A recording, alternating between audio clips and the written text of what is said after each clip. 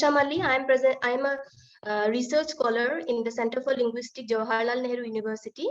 And today I'm going to talk about definite article errors and effect of L1 transfer.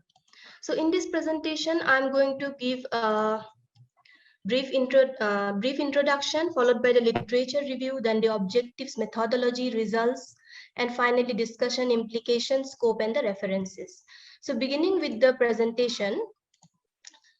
So definiteness is a semantic notion and definite descriptions are referential and noun phrases. So in the Indo-Aryan languages, the definiteness marking is not equivalent to the English language. So it is specified by morphological, syntactical markings, and they can have either overt or covert markers in the Indo-Aryan languages. In English, we know there are two types of article for describing the definiteness and indefiniteness in the language, which are the article the and a and end. So the definite article in the English language defines that a noun is specific. In the case of a singular nouns, it is used to identify whether a person, place, or thing is specific. So the use of English article often poses problem for English second language learners, and especially for the learners whose native language lacks the article system. So many studies have been conducted in this area, and problems with minus article and plus article languages are very, very distinct. So previous studies have found that the English definite article the is acquired early as compared to the English indefinite article a. So learners also make overgeneralization regarding the use of the definite article.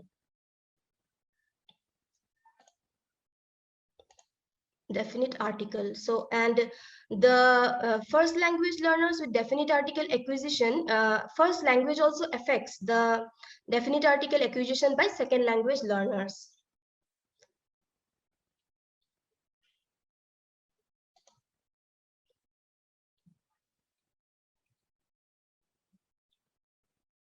And in case of Korean learners, which is a minus article language, definite article omissions are at a higher frequency than the incorrect use of the indefinite article.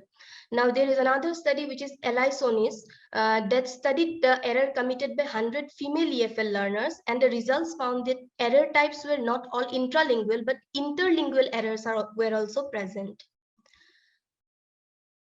So in this present study, basically the type of error L1 SMIS learners, SMIS English second language learners produce using the definite the are investigated. And SMIS is a language spoken in India, which belongs to the Indo-Aryan language family, and it consists of a large number of classifiers.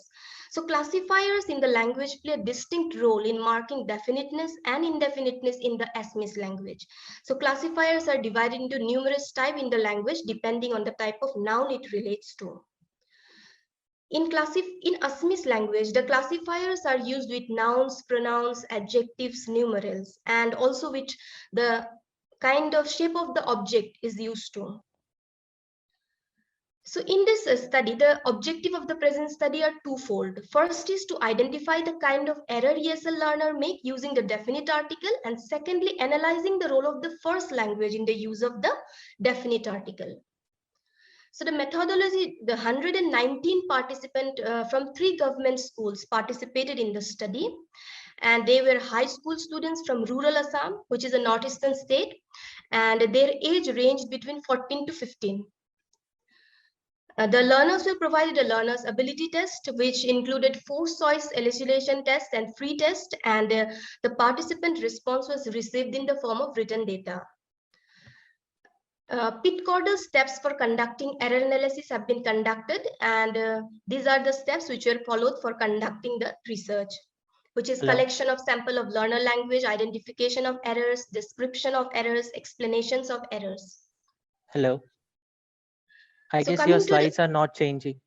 Not changing. Oh, okay. Just a second.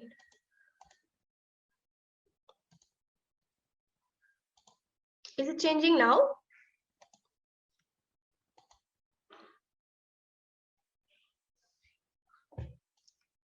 Is it changing now, sir? No, I guess. So has it? Yeah, it's visible now. Yep. Okay, sir.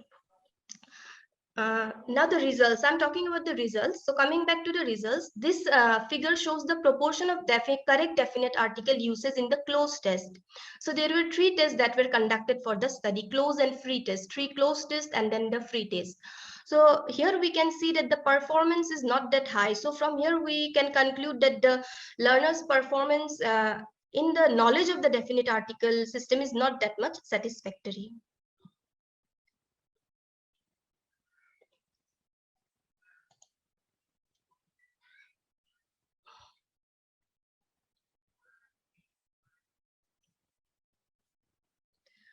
Coming to this, the second figure, we can see that these are the errors that the learners have committed while performing in the closed and free test together. So from here, what we can see is that the frequency is more in the number of errors that the learners are making. That is 11 to 20, within the range of 11 to 20 to 21 to 30.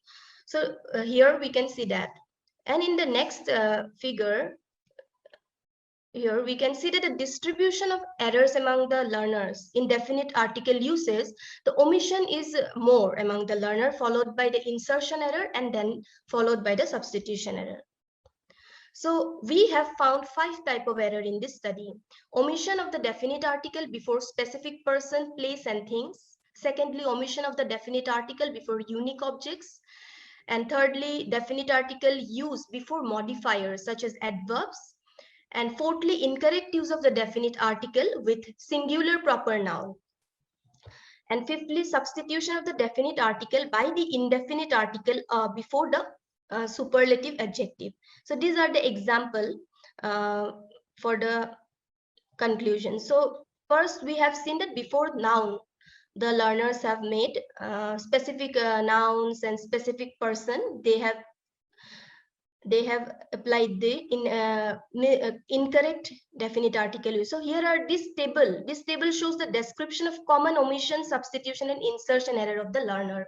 These are the example error in the second row, followed by the reconstruction of the sentence in the third row, and then the explanations.